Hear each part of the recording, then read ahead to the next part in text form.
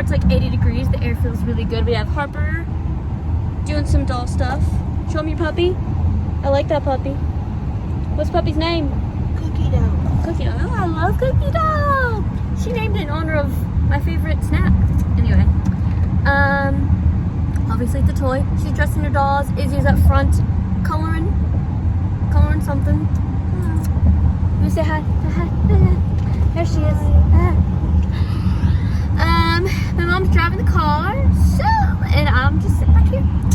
And yeah, so we are headed a couple places, and yeah, all right, stay tuned. See when we get there. One sort of dozen of Krispy Kreme. Harper, let's show you at the other. We'll show you what kind we got. We got home. We got some for my grandpa, and yeah, my grandpa, and my grandma, because he's in rehab right now. Anyway, so thought he loved them. Anyway. Okay, my turn. Okay, busy. I need a reverse. No yellows, no yellows, no yellows. I can't do any yellows? No, you can. No, you can't. We don't want her to have yellow because she has one card left and it's the yellow. It's red right now. Draw two. You're telling That me. goes to Mimi. Oh, thank you. Now I get to draw Sorry. 2 more cards. All right. I need. Oh dang it! I should have done a reverse. Izzy! Red. Draw 4. The color's yellow. Oh, man. No. 1, 2, 3, 4. Unless you have a draw 2. The color's yellow? Unless you have a draw 2 that's yellow. A draw 2 that's yellow? But Mimi has to have it. I don't have a draw. You have to draw. Yeah, you do. Well, I know that. Dang it. I don't have a draw 4. She's leaving. BAM!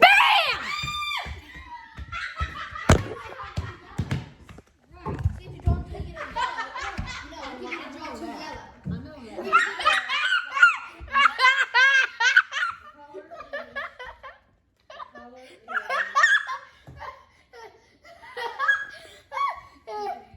You good? Anything you'd like to say? It's your turn. You better go. We're playing Uno. Color's red. If you haven't noticed, they're playing Uno, and I mean Chick-fil-A. Color's red. And I just scared my mom because it works every time. Okay, so I'm just gonna sit down for a second and tell you guys it is not for really quick. If you didn't know, the month of September is NICU Awareness Month. So any baby who was born and had to spend time in the NICU, which I was one of them, a lot of preemie babies or babies with health issues. So I'm just gonna, quickly just say my experience. So I was born about a month early, maybe a little over a month. I was 3 pounds, 12 ounces. I was born with a bad heart. It is repaired now, but I was born with a heart condition called tetralogy of Fallot. And so when I was 20 days old, I had to get what's called a BT shunt. It's a Blate lock shunt. Put in to keep me alive because they couldn't do the surgery yet because I was so small and obviously too young. And so I had to get that in, and I had what they called TET spells. So like whenever, feeding or, anytime I would just really do anything, cry. I had the TET spells. Basically you get out of breath and you can't breathe very good and you can stop breathing. And so that was really scary. So my parents, my family had to face seeing me do that. And being in the NICU with cords and all that, that's just not fun for anyone. So anyway, basically, that was a big thing when I was born, as well as there wasn't enough oxygen to my brain. So in order to keep me alive, I had to get some oxygen. Sorry if I'm not using all these professional big words. I don't know all of them. I should by now because I'm, an adult now. But anyway, so I was also a little person. I am a little person. I'm also legally blind. I wasn't born blind, but because I had to get oxygen to my brain, it bursted my retinas. But that's okay because I would rather be here than to not have a chance. So they saved my life. And so for that, I'm very grateful. I do have temporal lobe epilepsy. I do have moderate hypertonic spastic quadriplegic cerebral palsy, so which my arm is already getting tired, which means I can walk, but I also have things like I do have the AFO leg braces that I use. I do have a special needs stroller.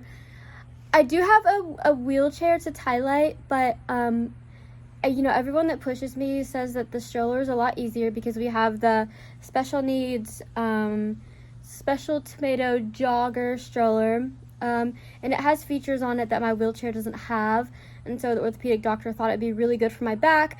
And also, like in the summertime or if we're on trips, it has a canopy on it, so if I get too hot.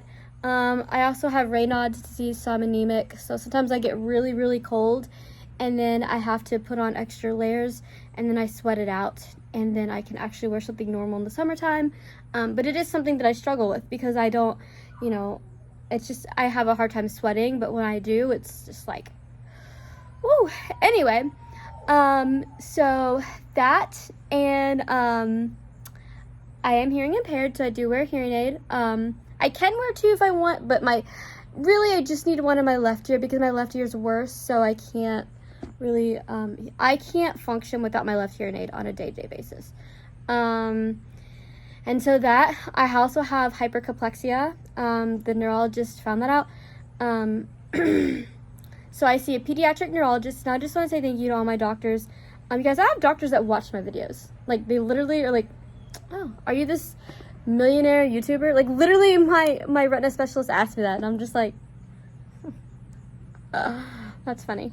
But anyway, so in honor of NICU Awareness Month, I want to say thank you so much to my eye specialist, retina specialist here, Dr. Jacob Yonker. He's amazing. To Dr. Marcolin, he is part of helping me get the special glasses that I have. Sorry guys, sometimes if I move the camera, my arm gets really tired. Thank you so much to Dr. John Muzak. He did the eye exam on me, and that was a hard day, but it also ended up being a good day. It was just hard because I don't read print, but I can see things without reading print. So that can be kind of confusing because I have so much scar tissue behind my eyes. I do have an eye condition called a retinopathy of prematurity. We say ROP for short. And they range from stage 1 to stage 5. Stage 5 meaning you basically just see light, people say light and shadows. I don't know why that bothers me, but it doesn't bother me they can see that. It just, what can you see? Light and shadows? Anyway, but most people with that can't see anything, or they can see some light or something.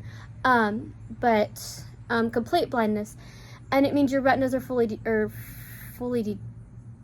Let me make sure I get my words right. Dr. Younger did an ultrasound of my eyes actually a year ago, and I have stage 3 retinopathy prematurity. So my retinas are not fully detached. Now, they're still working on strengthening my eyes because for years I haven't been able to. They're playing games inside, in case you hear them screaming. They're playing Uno and whatever. Someone's cheating, someone's not. But so anyway, it just takes a little while from so, you know, my eyes are getting strengthened because my brain's comprehending when I'm able to see. My eyes are being used like they should have been all these years. We just didn't know, but it's okay. We're fine now. We're in good hands with good doctors. And so I'm still learning when I'm able to see every day. Every day it's a process. It's not something that just happens overnight, but it is working. I have had my glasses for about 5.5 months now, almost 5 months. And so they're really strong. Like the right lens has like telescopes in it. I don't know what he did. What he did was amazing. So like my left eye is I hope I say this right.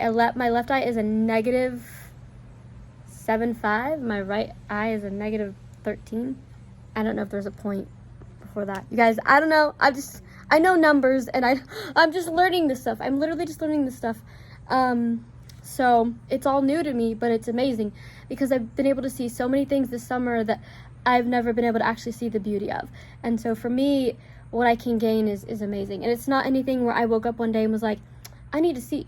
It's just one day I went to the eye doctor and they were trying some glasses on, and realized that, yeah, it just happened. Anyway, so that journey began in the past 2 years, and especially the past few months has been amazing. So thank you to all my eye specialists, and then thank you to my heart doctors, pediatric cardiologist, Dr. McComber, and to my pediatric neurologist, Dr. James McKiernan, and my orthopedic doctor, Dr. Thomas Loeb. They're amazing. I do have a new pediatric neurologist, but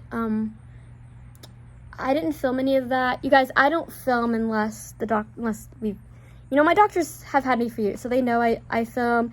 And one of the main reasons I film is I don't always post everything that I film. I film it so we can go back and listen to it, because it's hard for me. That's my way of taking notes at the doctor. And I've actually had doctors literally ask me to pull up my phone so I remember what they say.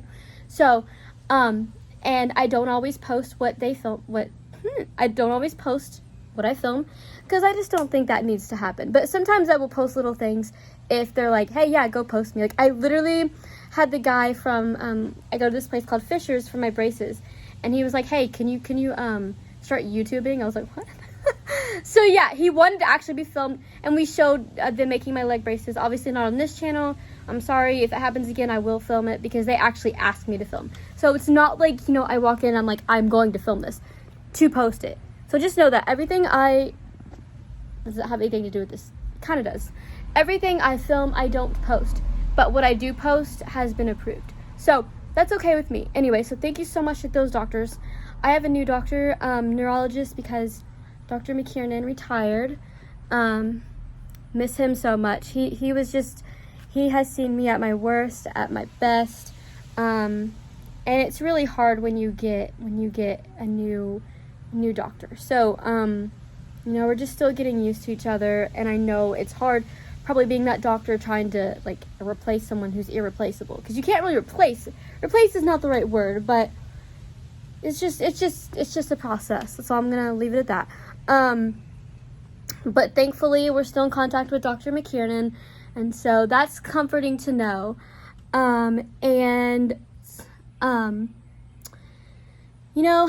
It's hard sometimes having epilepsy.